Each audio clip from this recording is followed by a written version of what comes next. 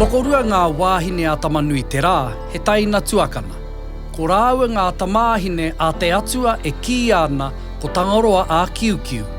Ko ngā wāhine nei ko hine raumati me hine takurua, e whai ake nei o rāua whakapako. Nā tangaroa a kiukiu, ko hine raumati, ko hine takurua. Ka moe te tokorua nei i a tamanui te rā.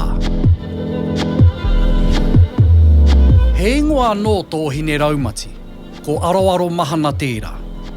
Ko te whenua tōna kāinga, ko na painga ko ngā hua o te raumati, ko ngā kai o te māra, me ngā tini hua o te ngahere.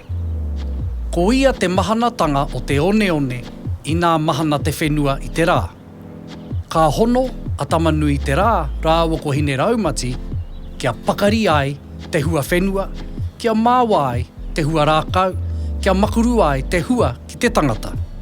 E ki ana ngā aka o ngā momohua whenua ko ngā makawe, ko ngā huruhuru rānei o hine raumati.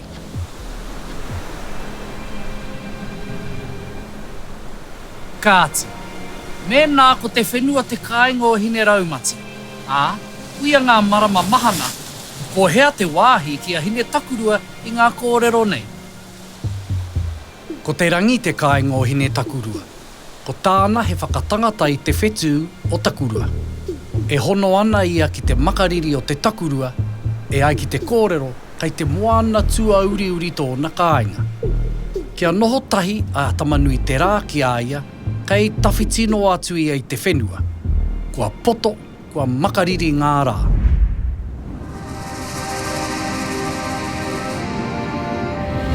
Noho ai a tamanui te rā ki a hine raumati mo tētahi haurua o te tau, ki a hine takurua mo tētahi. Ko ia nei te whakamārama te Māori mo te huringa o ngā pekanga tau, atu i te raumati, ki te takurua, ka hoki anō. I kite te Māori, kaore te rā e ara ake i te wāhi kotahi i ngā rangi katoa.